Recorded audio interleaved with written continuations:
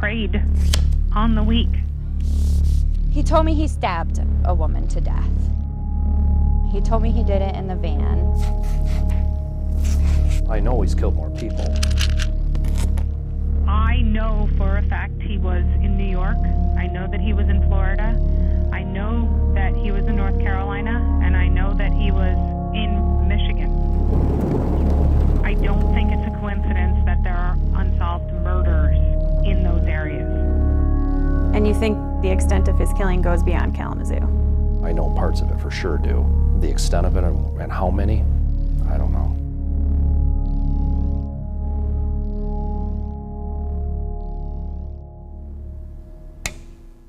The story you're about to hear is one that's never been told before. Could a serial killer have been living among us here in West Michigan? And is it possible we just never knew? It's a dark, twisted puzzle, and 8 months ago, we started piecing it together.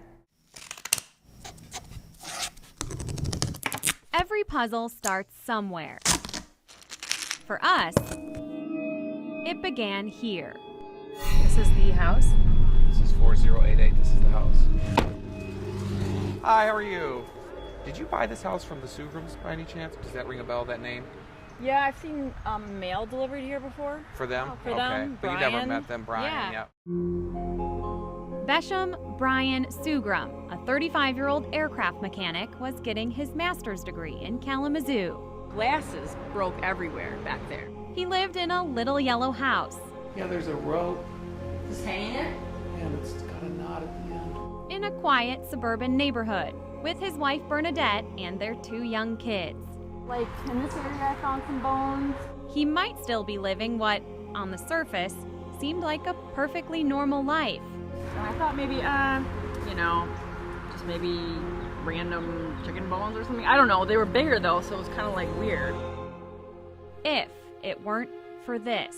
911 emergency. Yes, I'm calling. I've got a neighbor child that's come over. She is scared of her father. On Monday nights, Brian, a trained cage fighter, gave his kids mixed martial arts lessons in the garage. This particular Monday, She's been beaten up. She says she hurts really bad. his 11-year-old daughter Sky went from student to victim. She is hiding in the bathtub right now because she was scared that her father is going to come get her and take her. The Kalamazoo County Sheriff's Department found young Sky shaking, crying, with lips quivering, her tiny body covered in extensive bruising, telling a terrifying story about her dad forcing her to dominate the dog, that when she couldn't get the 100-pound German Shepherd to submit, he tied her to it with a belt and beat her 50 to 100 times with a martial arts stick. Sky's story was heartbreaking, but it's the one her mother would tell as Brian was carted off to jail that changed everything. That he said he killed a woman. Okay. He stabbed her to death. 39-year-old Linda K. Gibson was found on Palmer. The Linda Gibson murder topped our newscast in September 2003.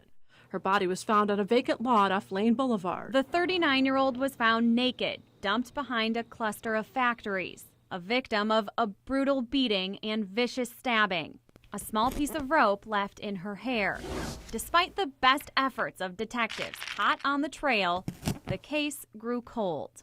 I always used to say it's got to be some guy that either lives in the area or lives very close by that's some kind of family guy that no one would expect. The amazing thing about it is he managed to go undetected for so long. Brian Sugram was never on their radar. He told me that she put up a fight. Bernadette's confession cracked the case, the 7-year secret, wide open. He's an avid drinker at this point. He drinks peppermint schnapps probably 4 to 5 half pints a day, on top of a 6-pack of high-carb lemonade. She told police everything, how Brian came home one night at 3 a.m. many years ago, woke her up, acting paranoid, repeating over and over that he'd done something really bad. He told her who. Linda Gibson. And what. That he stabbed her to death. And where. He killed her in the van. Even convinced her to stay quiet. He was very intelligent, and he knew how to control people. And hopped a bus to hide out in New York for 6 weeks. Same. Yep. Thanks. The proof Bernadette promised police was right under their feet. They came with search warrants wanting to dig up a hole in the backyard. What'd they say they were looking for? Just evidence from a prior crime from one of the residents that lived here before we had moved in. At the Sugrams' old house on Alcott Street, just 3 blocks from where Gibson was dumped, investigators finally unearthed the truth. We dug up the fire pit in the backyard and found the evidence from Linda Gibson, her clothes, her buttons and things, and then part of the knife, and it was all buried underground with grass growing over it. With that, Brian Sugram went from accused child abuser to accused murderer. His hands and feet cuffed, Brian Sugram smiles each time he walks in and out of the courtroom. Over the course of a 6-day trial, I looked up and Linda was laying on the ground. She was swinging, fighting, yelling at him. pieces of the puzzle started to fall into place. He knows evil, ladies and gentlemen. He knows evil well. Revealing a haunting picture. It's the worst thing that you did with regard to this case. I didn't tell anybody. Of a cold-blooded killer. We, the jury, find the defendant guilty of first-degree premeditated murder. And while you may think this is the end of the story, it's really just the beginning. I know he's killed more people. Brian Sugram has been sitting in prison for 4 years. Investigators are now revealing exclusively to us that he may have had other victims here in Kalamazoo County. So we took a closer look, connecting the dots all the way back to 2003. Everything in this box is the Christine Paddock evidence on that case. Hairs and fibers from a tape. Christine, at the time of her death, was a prostitute. She was last seen by friends in September of 2003, and she was discovered in April of the next year. Surveyors working in the field found a body. It was badly decomposed and tightly wrapped in a sheet. Christine Paddock went missing in mid-September 2003. The same week, Linda Gibson was found dead. Detectives noted other similarities too: age, appearance, lifestyle. Both suffered savage attacks. Gibson was beaten and stabbed. Paddock's death is listed as aggravated assault, although the specifics have never been released. It was not one single act that resulted in her death, and her death was very clearly intentional. In both cases, the bodies were dumped, but not buried. The body would have been found around here, next to a farmer's field, Schoolcraft Township. Police agencies in the area, they did get together, and there was conversation about whether there was a serial killer going around Kalamazoo. At the time, there was some reluctance to start labeling these things as serial killer. We have no reason at this time to believe there's a connection. Truth be told, the inconsistencies were just enough to throw the theory for a loop. Back then, police had no credible leads, and the murders suddenly stopped. Years went by. The cases collected dust, and rumblings among law enforcement about a Kalamazoo killer died down too, until another farmer picked up the phone. Sheriff's office. My wife was out looking at some flowers and found a skeleton. A skeleton? Yeah. Of a human being? I wouldn't call you otherwise. We have a unknown white female, age range from 35 to 50, blunt force trauma. Little rodents had picked up some of the bones and taken them, but none of them went past the fence, I think. Dumped, not buried. A striking resemblance to the other two. A possible prostitute, and, forensics revealed, this Jane Doe was also likely killed in the mid-2000s. We have enough similarities that raise our interest. And then, 3 weeks after the discovery of the third body, the assault on Skye, the confession from Bernadette, the arrest of Brian, one of Kalamazoo's coldest cases, cracked. When one case breaks, you can't help but look at that person and think perhaps he's involved in some of these others. Investigators have to stay tight-lipped about ongoing investigations, so we filed multiple Freedom of Information requests. I was like right here. And meticulously combed through thousands of pages of reports. Call it the devil in the details. One witness reported seeing a subject who might have been Brian Sugram, where Christine Paddock's body was discovered. Brian's cousin also told police Brian killed them, plural, in the minivan. And then there's this. That can't be a coincidence. It's almost unbelievable. While watching Bernadette's police interview, she briefly mentions Brian taking drives out into the country to get rid of their dogs on several different occasions, and we couldn't believe where. Take Miller and you cross over Sprinkle, and you keep going over the expressway down Miller. There's a farm off to the right. We always wondered why would a body be dumped Why out would in he the middle dump of there? Comstock, Right. which has no connection to it. But if they had gone out there to drop off the dog, Her remains, skeletal remains, were found in the 8400 block of East ML Avenue in Comstock Township. I know there was one that was dropped off that was a lab that a lady down the street ended up taking in. The body was dumped less than 500 feet from the road, down a remote 2-track, left to decay, just like everything else there. He's an avid drinker at this point. A 6-pack of high-carb lemonade. I mean, it's buried back here. It's been back here for a minute. Have you ever considered Sugram in yours? Yes, I would. I can't say he's not involved. But is it really possible that this cluster of killings in Kalamazoo can all be tied to one man? Yeah, no doubt about it. And psychopath. I mean, he's just a psychopath. But he was infatuated with death and killing. Never had another case since he's been in prison either. Detectives plan to question Brian Sugram for the 2 unsolved murders here in Kalamazoo County. And while their investigations continue, so does ours. Framework in place, it was time to work our way into the mind of a killer. I need to talk to you about a little situation here. You can learn a lot about a guy when he's in the hot seat. I'd like to really know what you're talking about. I didn't kill anybody. In between denials and don't remembers. Were you soliciting prostitutes back then? No.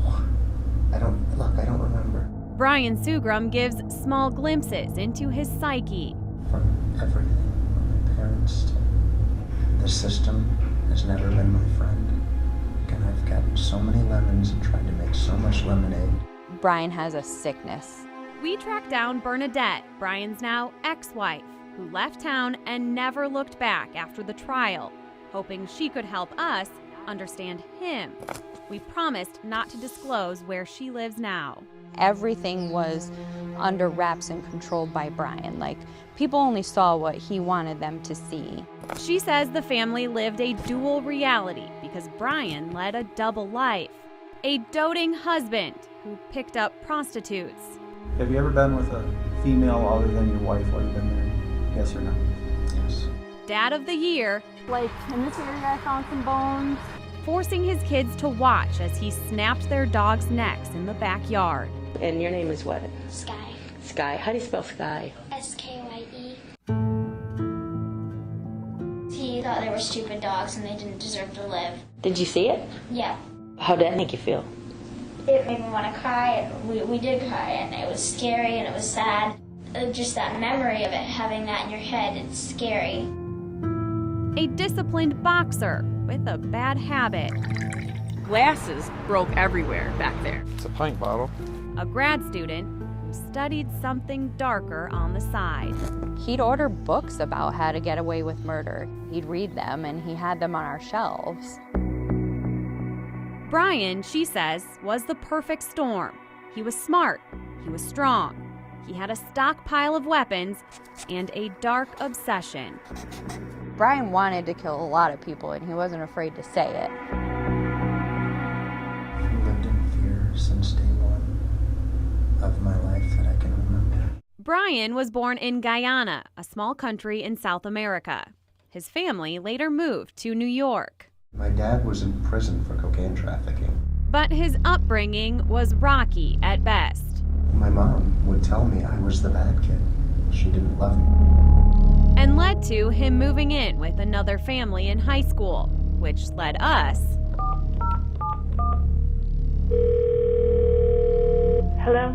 to someone who's never talked publicly before. I can't fully let go of the things that he did to me.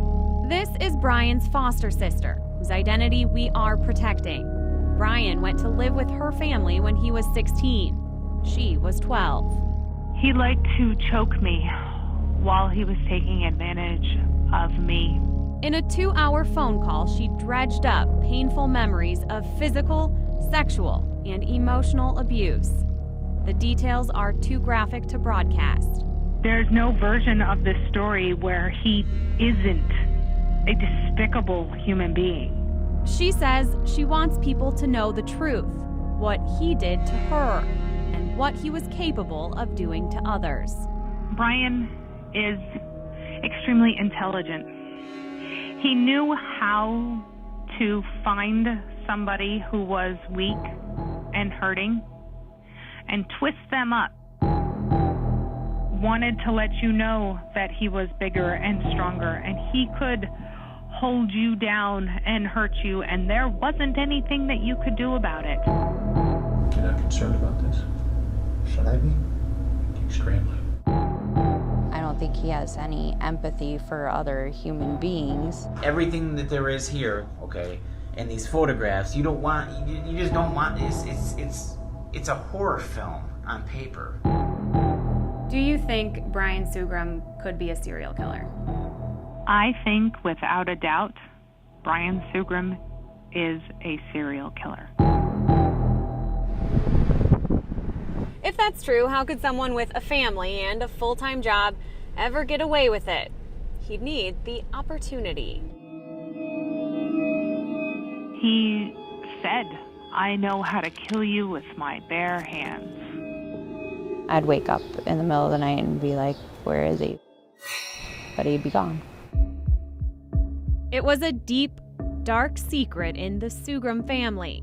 He always called his time away at night a midnight mission. Bernadette told police her husband fantasized about being a ninja, that he was armed and unaccounted for 3 to 4 nights a week.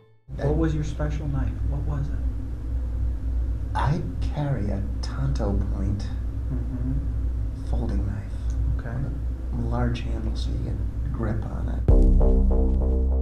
She said the missions spanned more than a decade and were intensified by alcohol after the sudden death of Brian's brother in 2002. How much do you think you would drink in a day? A lot. Fifth? Yeah. Maybe more. It kind of broke him. Brian always walked that line between good and bad. After that point, it was just, he didn't care anymore. The excursions were masked by mystery. No one really knew what he was doing, but someone was watching. Hi. Brian's son Christopher was just 8 years old when his dad was arrested. This is the very first time he's sitting down for a one-on-one interview. I remember some nights he'd have his gun or his sword or like bulletproof vest sometimes, like just crazy stuff. It was not uncommon, he says, for his dad to come back with unexplained injuries like cuts and bruises. He always told me he was going on like missions though, but he said they were good missions. I guess in my mind back then I thought he was like fighting crime or something. Police had another theory, that Brian was out cleaning up the neighborhood, so to speak, ridding it of people like Linda Gibson. The prostitutes used to bother you. Yeah?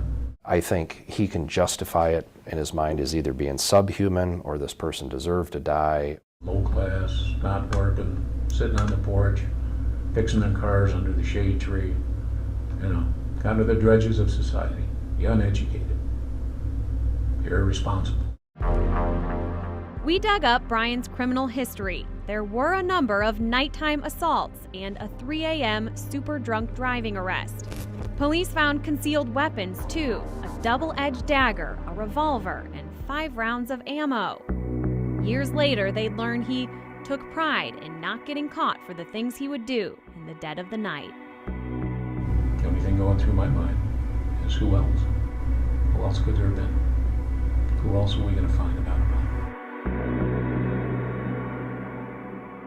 Brian Sugrum got away with murder for nearly a decade here in Michigan, but this was not the only place he lived. I know for a fact he was in New York. I know that he was in Florida. I know that he was in North Carolina, and I know that he was in Michigan.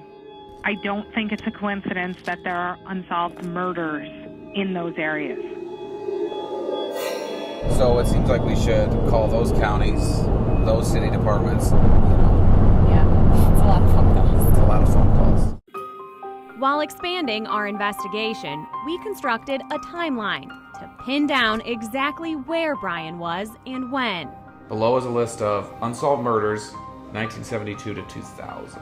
I'm a reporter in Michigan. Is he going to be in today? And we researched cold cases in surrounding areas. Could you send me to the sheriff's department, please? If I got the case, it's down in the basement. We are available all day today, so if you could give me a call back. And I had talked to him last week about a case. He would make you his best friend if he needed you for a purpose. Brian's wife of 14 years says over time, he became obsessed with the idea of murder and thought he could outsmart the system. He'd talk about, like, wouldn't it be cool if you could kill somebody and get away with it? Like, he liked to brag about that kind of stuff to me and to the kids. He's told us stories about when he was younger, he shot a guy. The Sugrum kids sat down with Kalamazoo police separately back in 2011. And while confessions came up briefly in their daughter Sky's interview, He's told us he has killed some people. He said in and out of the Army. He always had, like, weapons around the house and stuff. This is the first time Brian's son is speaking out. He had one night confessed to me murders. How old were you? I was probably like 6 or 7 maybe. I remember him throwing out the number 7, that he had killed 7 people. I highly believe that there are other victims out there. And you think the extent of his killing goes beyond Kalamazoo? I know parts of it for sure do. He was in New York from 1993 to 1998 with a brief hiatus To Fort Bragg. Right after high school, Brian joined the Army, but within a few months, he was discharged, dishonorably. Family members told police he beat the hell out of a guy with a fire extinguisher, leaving him permanently paralyzed. And when he came home to New York, he was not the same. He was obsessed with the idea of being this dangerous figure. He wanted people to fear him. Brian's foster sister tells us over the next 2 years, he grew increasingly volatile and became fixated on guns. Late one night, she watched him scale a wall at a military fort and drop something down the barrel of a cannon. He alluded to a big secret that he could never tell anyone. I don't know whether or not he killed someone, but I am certain he hurt someone. While AWOL from the Army hitchhiking through New York, Brian met Bernadette. They got married in 1997, and it wasn't long before he had a terrible secret to tell her, too. I remember him coming to me, and it was late at night, and I was at my parents' house, and him saying that he did something really wrong, really bad, and that I had to trust him. In the basement of this hospice home run by Brian's parents, an AIDS patient named Demetrius Carter suffered a shocking death. It was a small town. Things like that don't happen around here. You know, he was the number one suspect from the jump, and he had left the state. He got this attorney. We could no longer question him. As a matter of fact, we did travel to Kalamazoo. We spoke with an individual's ex-wife. Bernadette. Yes, and we were told a story, but New York doesn't allow spouse testimony. So even if they want to testify against their spouse, they can't? No, you can't use a statement against spouse.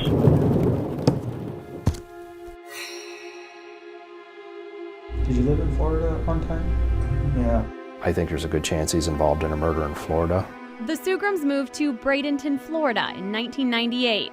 Their young marriage was on the rocks, and for 2 turbulent years, they fought. He drank, and he often disappeared at night. Brian's foster sister recalls him contacting her, almost crazed. He was very agitated, and he was upset. Kept saying something, I'm a very bad person. I did something really bad. The girl was found at the time that you lived down there, pretty brutally killed. Channel 3, this is Alex. I'm sorry, I don't have a lot of time to talk. If you're looking for information about the Florida incident? Yes, I am. Okay, I got the information you need. Thank you for calling me. You got a pencil ready? I do. The woman's name, she was a prostitute. And her name was Mary Weeks. Mary Weeks, a 19-year-old found floating in the Braden River. She was last seen with an unidentified man. We know police there have talked to police in Kalamazoo about Brian. They won't, however, talk to us about an open case. Our research in Florida actually turned up several other mysterious murders from that same small window of time. Brian, is it Sugram? Yes, Sugram. He was not on the radar, but that doesn't mean that he might not be somehow involved. But there. The more we cold called on cold cases, the more it seemed our investigation was reopening some of theirs. Yeah. I went and talked to our cold case people. What they told me is they're going to relook at it. It wasn't always a match, but more often than not.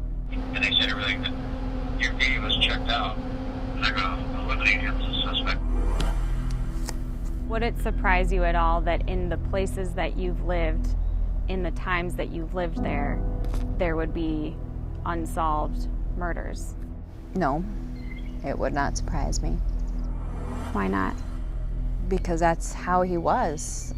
He didn't care about life, human life, and he wanted to know if he could get away with it. So what better way than to know if you can get away with it than try? And to this day, I think there's a lot of crimes that we don't know about.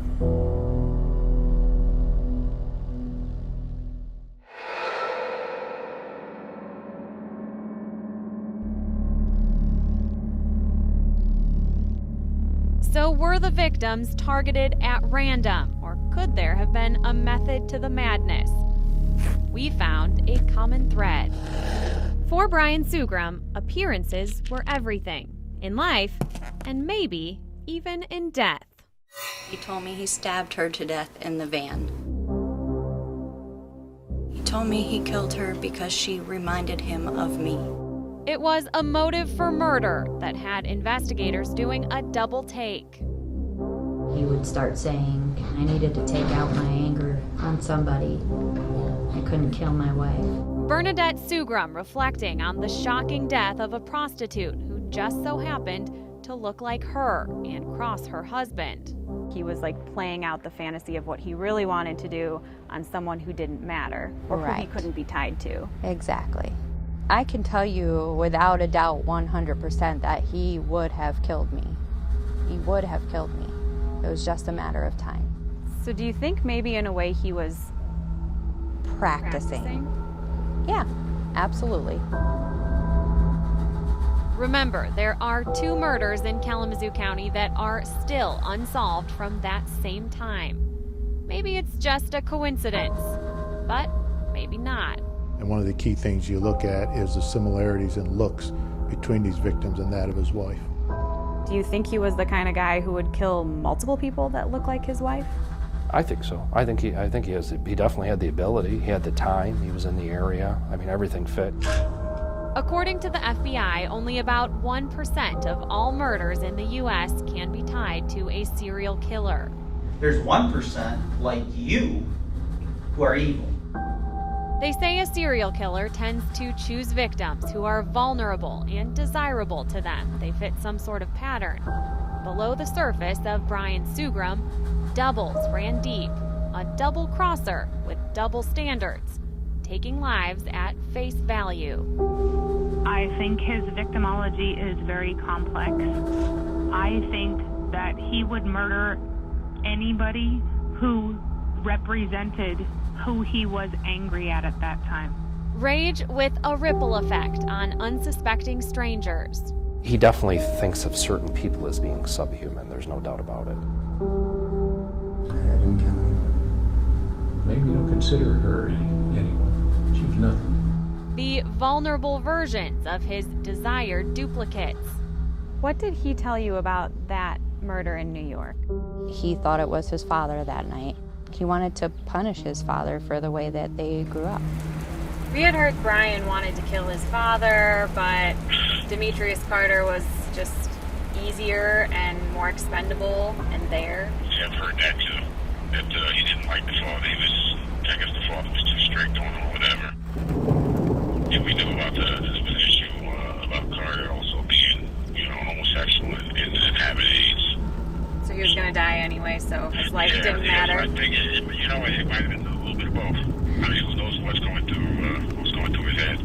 Detectives believe they caught Brian Sugram just in time, that the days of death doubles and practice victims were running out.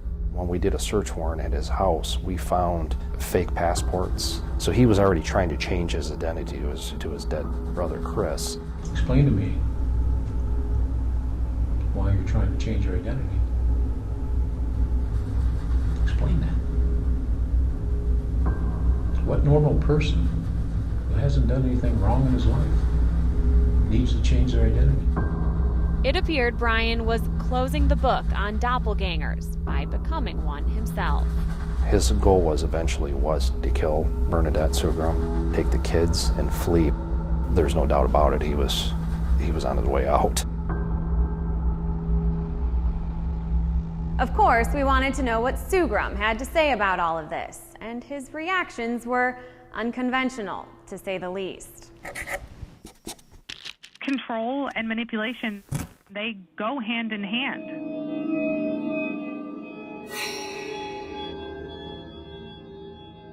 This is cell number 38 in the Kalamazoo County Jail, where Brian Sugram sat awaiting trial in 2012.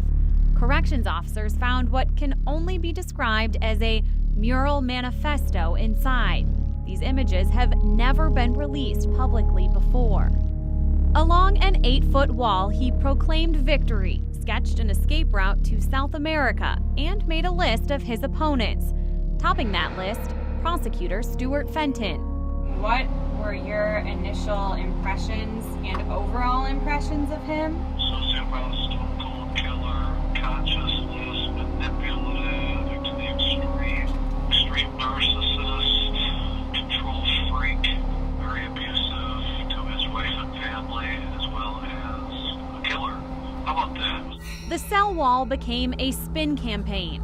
Everything I've ever touched in this life has been made better. Where he planted a garden of clues. This one particularly interesting. I made mistakes I'm willing to pay for, but I'm no killer of the innocent. We reached out to Brian repeatedly over the past 8 months, requesting an interview. We are doing the story. Yeah. And if he wants to respond, this is only Like, we should include that we talked to his family. The Michigan Department of Corrections informed us he was in solitary confinement for attacking another inmate, and our only means of communication would be prison mail, which we learned he is no stranger to sending. We obtained copies of more than a dozen letters he wrote after his arrest in 2011. The rambling writings waver from challenging the judge. Gentlemen, you are barking up the wrong tree. To begging his family for mercy. Please forgive me for the mess I've caused in our life. The letters took sometimes crazy turns. You know, I'm psychic, and I have always been able to see things others do not. But police say there were always undertones of manipulation, like in this letter to his wife, Bernadette. I am terribly afraid of all the skeletons which may come tumbling out of our closet if you are placed on the stand and are cross-examined by a defense attorney. He always tried to control everything. A tactic he took all the way to the very end of the Linda Gibson murder case. In a bizarre move, Brian Sugram stared down our camera in April 2012. Because all of the evidence in this case actually proves my innocence.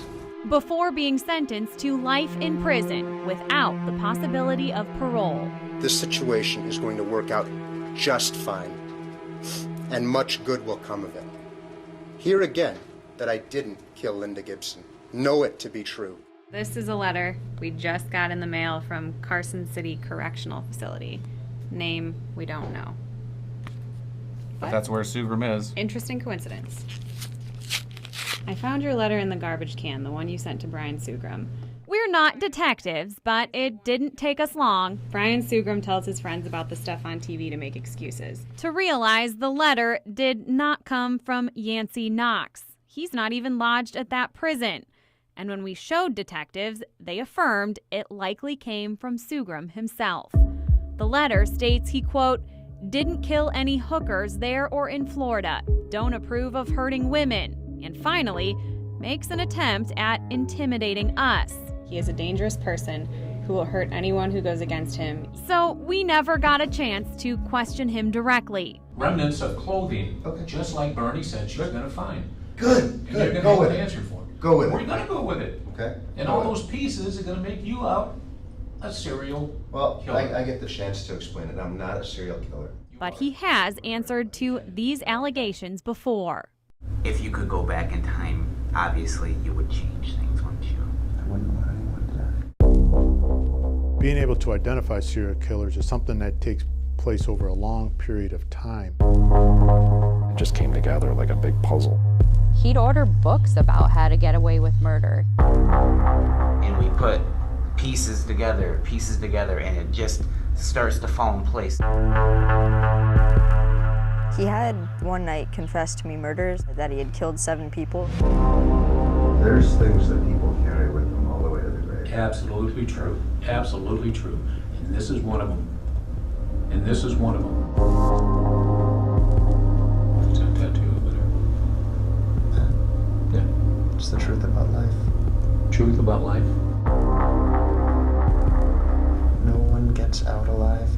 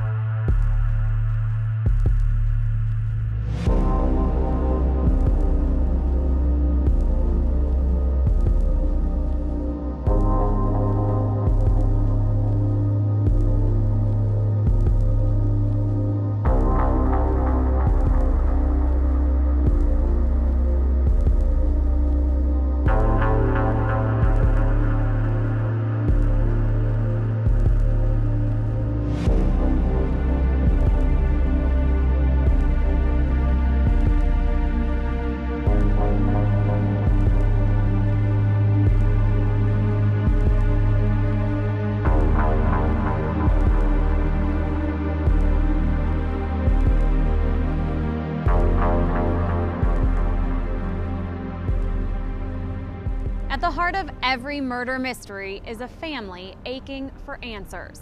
Sometimes the final piece of the puzzle is someone who knows something but never came forward. No matter how small or seemingly insignificant, that one small piece could be just what these cold cases still need.